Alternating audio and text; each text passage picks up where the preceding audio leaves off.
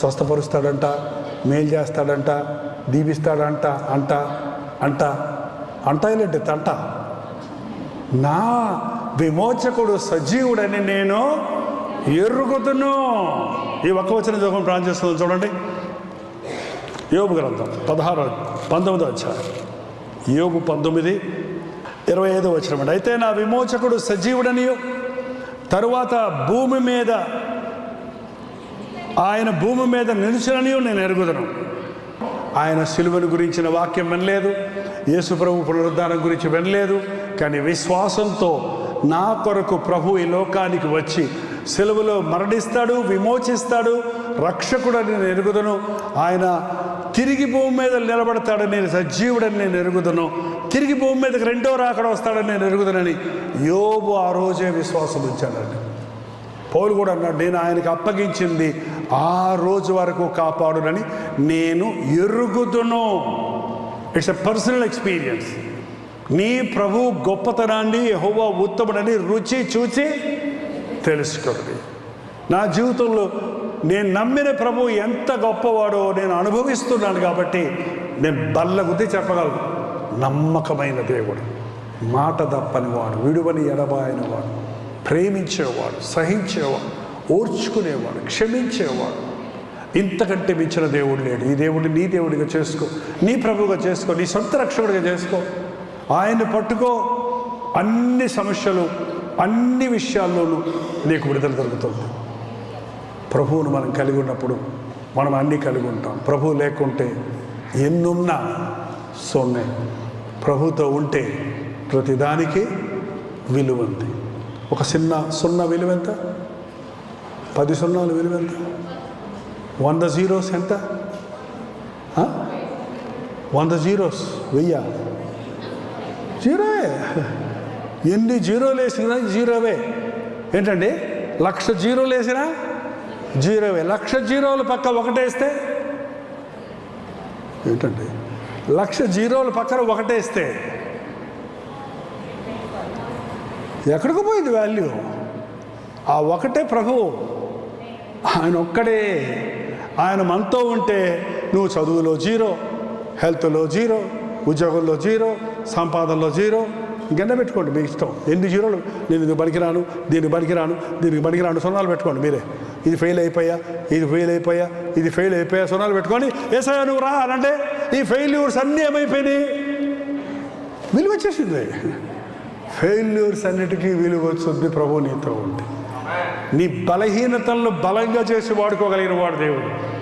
నీ బలహీనతలు ఎన్నున్నాయో దాన్ని బలంగా చేసి వాడుకుంటాడు దేవుడు. యేసు ప్రభు తిరిగి లేచాడని ఊరంతా ప్రకటించింది ఎవరండి? పేతురా. అమ్మా మీరు కోపగించుకోకండి. సిస్టర్స్కి నోరు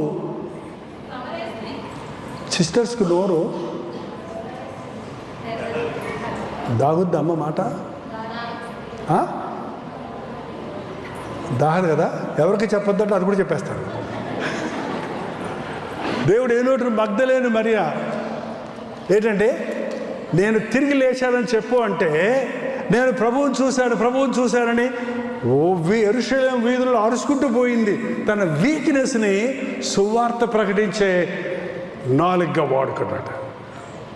పేతురు చూశాడు కానీ నేను ప్రభువుని చూశానంటే బుద్ధి వచ్చిందా? మనం ఎరగలన్నావు కదా, తిడతారని భయం వేసి తలుపులు వేసుకొని లోపలికి కూర్చున్నాడు.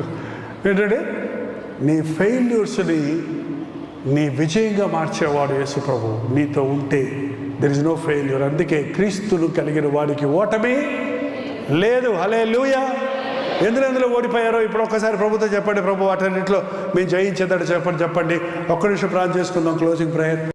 Office politics can ruin your career and block the ప్రార్థన. నిలువెల్ల చెడిపోయిన నన్ను బతికించుట కొరకు నాయన, నా శిక్షను సిలువలో భరించిన ప్రభువా, నా బలహీనతను సిలువలో భరించిన ప్రభువా, నా పాప శిక్షను సిలువలో భరించిన ప్రభువా, నీ నామములో ఈరోజు నాకు పాప క్షమాపణ ఇచ్చినందుకే వందనములయ్యా. నీవు పొందిన గాయముల ద్వారా నాకు స్వస్థత, నీవు నలుగుగొట్టబడి నన్ను బతికించిన దేవా, నీ రక్తములో మౌన శుద్ధినిగా చేసి నిర్దోషులుగా నిష్కలంకులుగా ఉండాలని రక్తమిచ్చి మమ్మల్ని కొనుక్కున్నావు కదా. మా మీద ఎక్కడ అపవాదికి చోటు లేకుండా సహాయం ఇచ్చావు. ప్రతి విధమైన సాతాను కట్లను నజరుడైన యేసుక్రీస్తు నామములో విడుదల చేయుచున్నాము తండ్రి. ప్రతి విధమైన రోగమును బలహీనతను నజరుడైన యేసుక్రీస్తు నామములో విడుదల చేయుచున్నాము తండ్రి. అపవాది సంబంధమైనది ఏది మా శరీరాల్లో, మా మనస్సుల్లో, మా జీవితాల్లో ఉండకుండా నజరుడైన యేసుక్రీస్తు నామములో బంధిస్తున్నారయ్యా. నీ ఆత్మతో మమ్మల్ని అభిషేకించిన ఆయన, జయశీలుగా చేయడు ఆయన, సంపూర్ణంగా చేస్తాయ్యా, సాక్షులుగా చేయడు ఆయన, సమాధానం కలిగిన వారిగా చేయాలి.